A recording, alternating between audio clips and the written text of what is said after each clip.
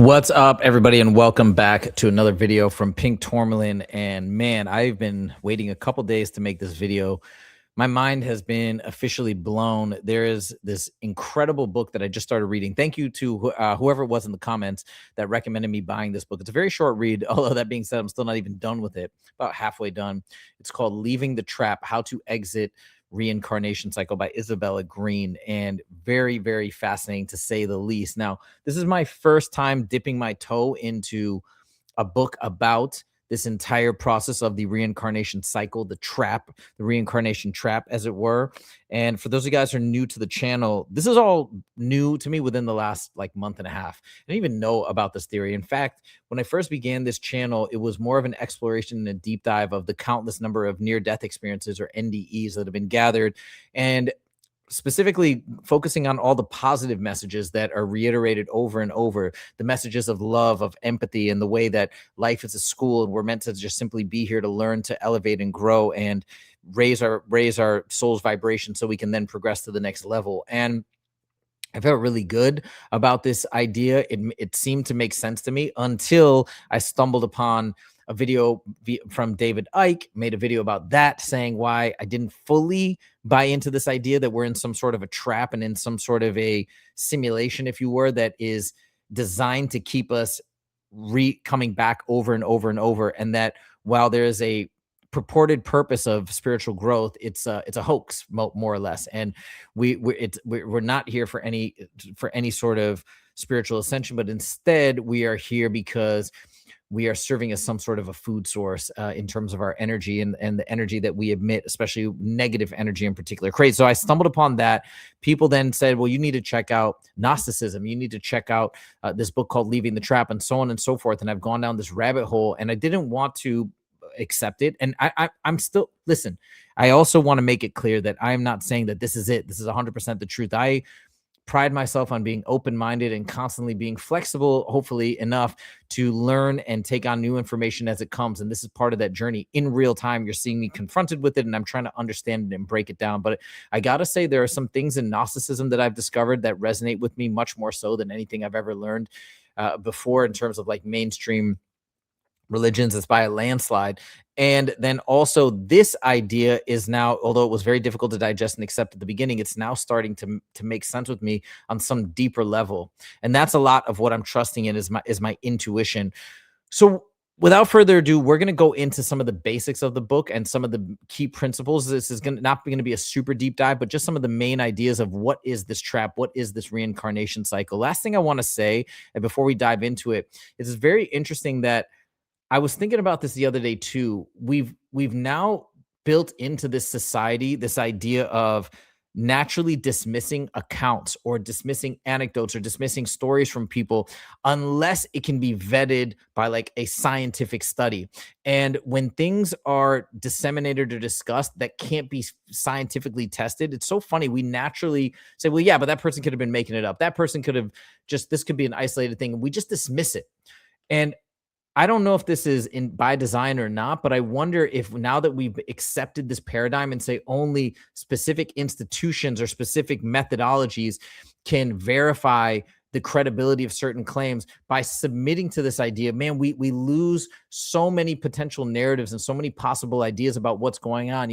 Why is there this perceived idea that us regular people are just going to be so prone to telling lies? I don't think that's the case. In fact, I think it's the reverse. I think it's a lot of the folks at the top that are the ones that are actually lying the majority of the time, whereas us, we're generally trying to tell the truth, with exceptions to that, of course, being people maybe trying to monetize certain fantastical stories or whatnot. But I think overall, we need to peel back this natural skepticism of anything anybody can say unless it's verified through potential channels. And let's just be open-minded. I'm not saying you have to buy into everything, but I think we should have that vantage point. Let's trust each other a little bit more. Let's recognize that we're not all out here trying to deceive, although there are certain sections of the population that are trying to actively do that. And if we can make that distinction, I think we'll all be better off for it. All right, without further ado, let's get into the mix. Let's get into the crux of this book. So first of all, reincarnation entrapment theory. I picked a couple excerpts to give you the general idea of what this is all about. So it says, my present day understanding is that all of this occurs in what we call Earth's astral plane. So there's an astral plane, not the astral plane, as I understood it, meaning the light plane where when your body exits the physical plane here, but there is an astral plane surrounding Earth. And says reincarnation entrapment theory suggests that specific beings maintain the system, the handlers of the souls, if you wish. These beings can shapeshift into any presentation they know you'd be most likely to believe in and follow. And this actually lines up with a lot of NDEs where Christians say they encounter Jesus, Buddhists say they encounter Buddha. And so the explanation for a lot of NDEs is that, well, it's done by design to make you feel comfortable as you make the transition. But I could also see this as being a intentional manipulation of greeting you with what you perceive to be there, what you expect, so that they can maybe win you over and then convince you to do whatever it is that they want, which is usually to re-enter the reincarnation cycle. Their job is to convince the disembodied souls to continue participating in reincarnation by taking the next life on Earth, or in cases of near-death experiences, by returning to the body. And there's a lot of accounts in this book too of people saying that they don't want to come back, they don't want to return, but then being persuaded or convinced or even negotiated with to come back and re-enter their body when they really don't want to. The entire process is presented to the soul's free choice, but in truth, no other choice is offered. Negotiations with beings go on in circles until they find a way to make the soul accept this choice. In most cases, these beings are perceived and described as angels. Whether these are actual life forms known to humanity as angels, or these are beings who pose as angels, is something I cannot answer with certainty at this point. Some theories suggest that these beings are the archons. Now, this is a term that David Icke used, and I need to do way more research about archons because I can't even tell you right now what they are other than beings that maintain this system. According to the soul entrapment theory, the entire mechanism is catered towards two things. One, to keep souls on Earth. Otherwise, who would want to keep suffering on this planet when they know they could go to worlds where suffering did not exist? Two, to harvest the energy humans produce while suffering. So this is the negative energy. The present day name for this energy is Loosh. David Icke talks about this.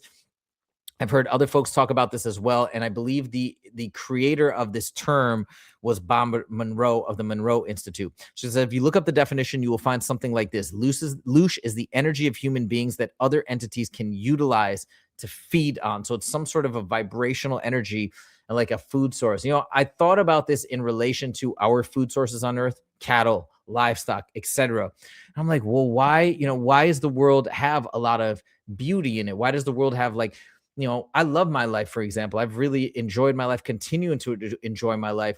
Like, wouldn't it be more of a torturous, horrendous place? But then I thought, well, when we have our food sources, yes, we are planning to slaughter animals. We are planning to feed on them, but we do try and make them have like pleasant lives overall until the harvest is ready, until we're ready to extract that food source. And on top of that, if you didn't have this balance of pleasant and dark, people might just want to leave altogether and not want to stick around. So I can see, when I have some of these questions, like from that vantage point, it actually does kind of start to make sense a little bit why there's so much darkness in this world and why it seems so backwards and flipped upside down. But yet at the same time, there are those positive spots and entities and things that we enjoy, because I think there has to be a balance. Otherwise, people would just immediately opt out and bounce and not want to come back. Now, the last part I'll go to is how to escape the cycle if this is causing you distress or nervousness or worry like it did me for such a long time. There is hope, according to this theory. And like I said, this is just a surface level view right now. We're going to do a much deeper dive as I continue to finish reading this book and read other sources.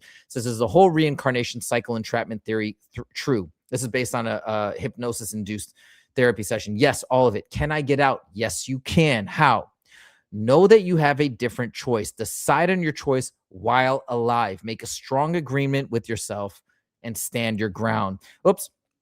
It's a little bit small, but it says, I want to make an agreement that this is my final incarnation on Earth and I'm not returning here again. Can I make this agreement with you now? Yes, you can, but it is the same as when you make this agreement with yourself. So in closing, what I want to say is ultimately, the silver lining, the beautiful thing here is that I think it all comes back to free will. It is our free will to agree to come back, whether during a near-death experience, out-of-body experience, or after we have passed on and we choose to come back to a next life. It's free will and choice is ultimately at the heart of this. And I think there is a way, there is an option to eventually escape in this paradigm, if this is indeed true. So I wanted to leave you with that, and we're going to dive way deeper, but this is just my first video and my first little toe dip into this subject. So let me know your thoughts in the comments. Please let me know if there's other resources you'd like me to look at. And that's all I got for you guys today. Thank you so much for joining, and I'll see you in the next video. Take it easy.